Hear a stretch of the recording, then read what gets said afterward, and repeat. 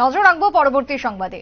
রাস্তা, বিদ্যুৎ, পানীয় জল কোনোটাই নেই এলাকাবাসীদের, তাই বাধ্য হয়ে তারা পথ অবরোধে নামলেন। অবশেষে কাঞ্চনপুর ধর্মনগর সড়ক অবরোধ। শুক্রবার সকাল থেকে ধরা পড়ল এমনই ছবি নিউজ ভ্যানগার্ডের পর্দায়। শ্রীরামপুর জেল রোড এলাকায় সড়ক অবরোধ করলেন কাঞ্চনপুর এডিসি ভিলেজের দুপাতাছড়া গ্রামের ক্ষুব্ধ জনগণ। ঘটনার বিবরণে তারা জানিয়েছেন যে দীর্ঘদিন যাবৎ এডিসি ভিলেজের বেশিরভাগ অংশেই নেই সঠিক পরিমাণে বিদ্যুৎ, নেই সেই জায়গায় পানীয় জল। শুখা মরশুম, তার মধ্যে জলের হাহাকার লেগেছে। রাস্তাঘাটে এমনই রয়েছে যেখান দিয়ে যাতায়াত করা দুষ্কর হয়ে পড়ছে।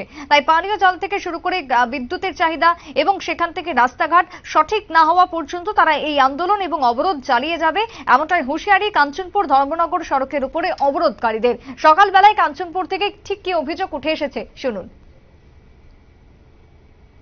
ইলেকট্রিক হইলে পরে সমস্ত যেমন এখন এটা ওই কন্ট্রাক্টের মাধ্যমে কাজটা হচ্ছে, আমি তার সত্যিকারের প্রত্যক্ষ যেমন একটা সাইক্লোনের ব্যাপার যেটা দেখাইছে, ঠিক আছে এটা মানছি, কিন্তু সাইক্লোনের পূর্বে বা পরবর্তীতে ওই যারা লাইনম্যান আছে এরা সঠিক কাজ করতে চায়, তার কাছে জিজ্ঞাসা করলে কয় আমরা অর্ডার নাই, আমরা যতটুকু পাইছি এতটুকু করবো।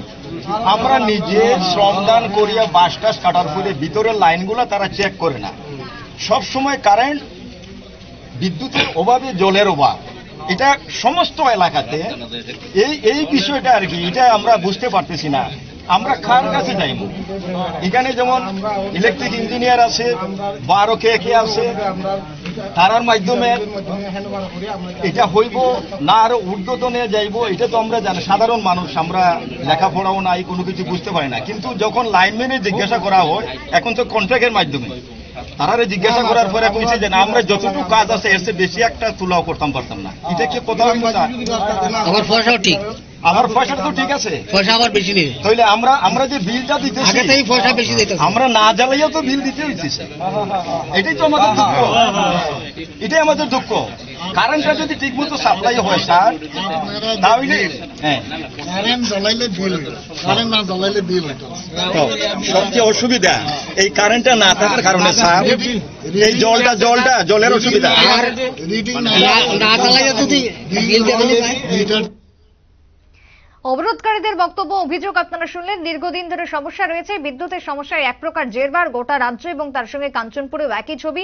অনতিবিলম্বে বিদ্যুতের ব্যবস্থা করতে হবে, পরিষেবা সঠিক করতে হবে, স্বাভাবিক করতে হবে, এমনটাই অভিযোগ। অন্যদিকে আজকের অবরোধের ফলে রাস্তার দুধারে যানবাহনের লাইন লেগে যায়। দীর্ঘক্ষণ অফিস যাত্রীরা আটকে পড়েন, স্কুল কলেজের ছাত্রছাত্রীরাও দুর্ভোগের শিকার হন। দীর্ঘ সময় পর অবরোধস্থলে পৌঁছান কাঞ্চনপুর মহকুমা ডিসিএম সহ পূর্ত দপ্তরের আধিকারিকরা। আলোচনার পর অবরোধ প্রত্যাহার করেন এলাকাবাসী। কিন্তু যতদিন না পর্যন্ত তাদের সমস্যার সমাধান হচ্ছে, তারা আগামী দিনে প্রয়োজনে বৃহত্তর আন্দোলনে নামবেন, এমনটাও হুঁশিয়ারি এসেছে কাঞ্চনপুর থেকে। ছোট্ট বিরতির পর ফিরবো, সঙ্গে থাকুন।